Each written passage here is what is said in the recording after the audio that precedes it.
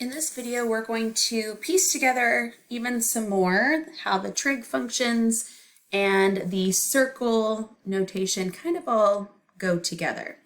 So in the last video, we talked about like your hypotenuse of your triangle that you create from the terminal angle down. Right? Like it might be a 30, 60, 90 triangle.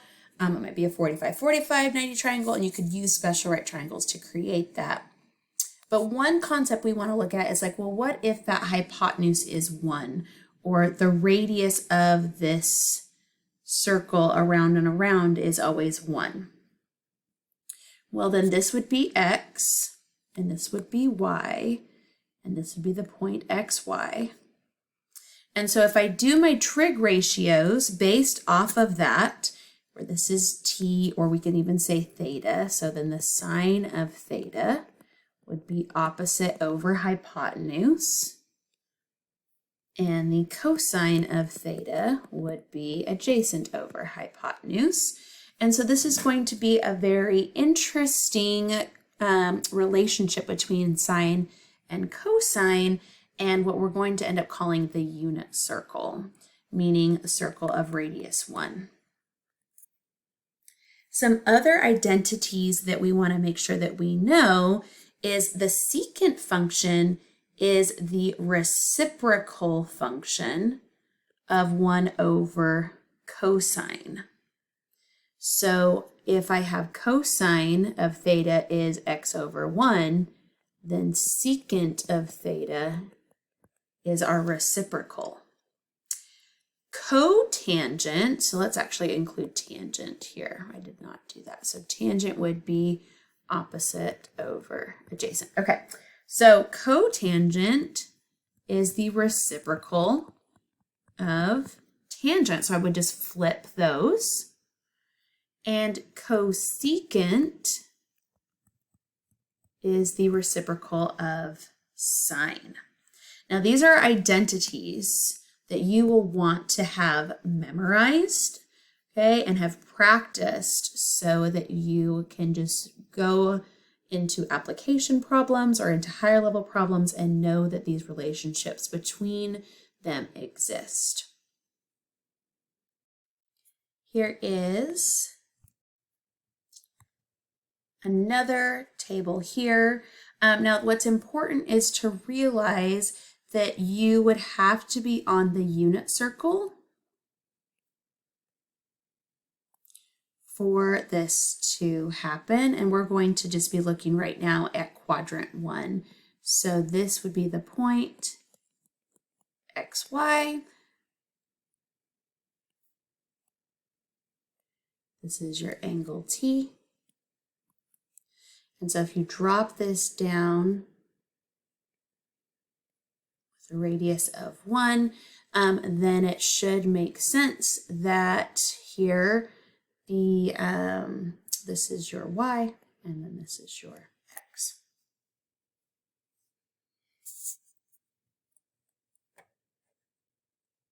All right, so let's look at this example right here.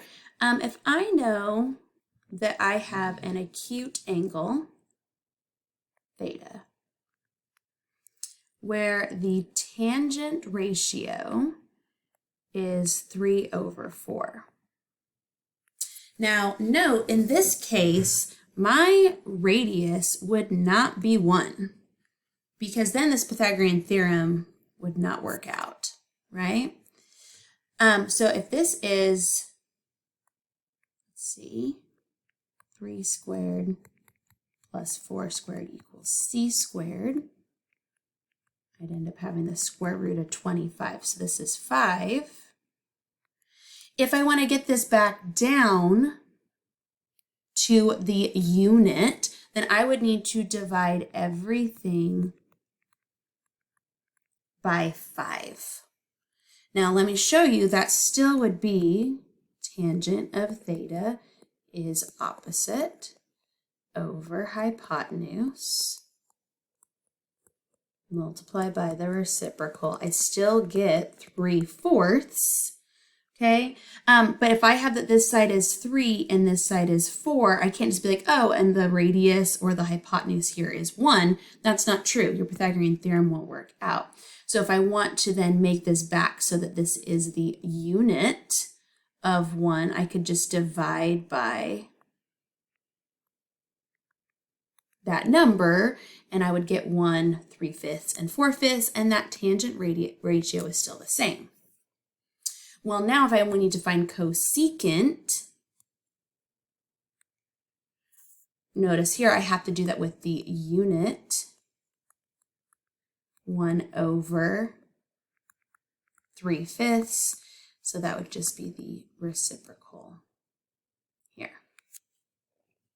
Now I feel like that's kind of the long way, to be honest. I would have just left this as a 3, 4, 5. And just said cosecant is the hypotenuse over the opposite and memorized it that way. You get the same answer. I want you to see that you get the same answer, but that's the way that I would have approached it versus taking it back down to the unit circle with a radius of 1. All right, let's look here though. So this is very, very nice if I need to be able to simplify some trigonometric expressions. So secant, right, is 1 over cosine. So I'm going to replace secant with 1 over cosine t. And tangent, does it give it up here? Okay, let's look. So tangent, right, is y over x. Well, if you look, then that means that it's sine over cosine. So I'm going to write that here. So sine over cosine. I'm going to multiply by the reciprocal. And 1 over sine t gives me cosecant t. And so this fraction, sine t over tangent t, actually simplifies to cosecant t. There's one more identity that I want to make sure that we go over, and that's the Pythagorean identity. So some connections back. If I know that this is x and this is y for this unit vector here, or unit circle radius here, and then I just plug in where cosine is x and sine is y, you should see, and we actually usually write it the other way, that sine squared plus cosine squared is 1. And that's because we're connecting it back to the Pythagorean theorem of a squared plus b squared equals c squared, which is why it's called the Pythagorean identity. If I want to use this identity, then I could figure out what the cosine of theta is by plugging in. So I know that cosine squared theta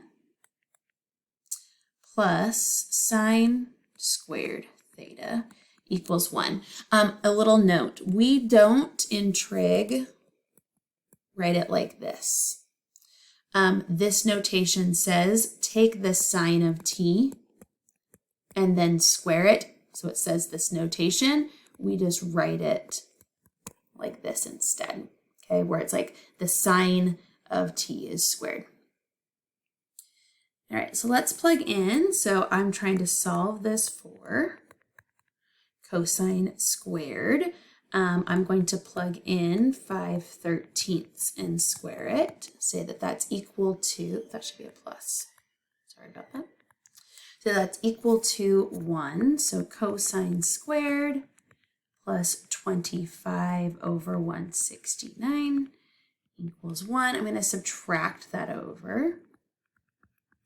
And if this is 169 over 169, I end up getting 144 out of 169. Now, I do know that this is for an acute angle. We'll talk more next chapter, actually, about we do get both the positive and the negative square root of this, but I just want cosine to be positive. I just want it to be in this first quadrant.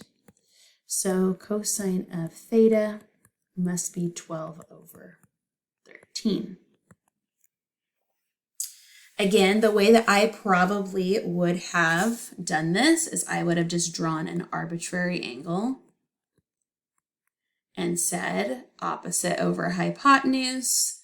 Use the Pythagorean triple or the Pythagorean theorem to find that this opposite side is 12, and then find the cosine from there. But both methods work. If you want to use Pythagorean identity and plug in, if you want to draw the arbitrary triangle and plug in, either one of those will help you solve these types of problems.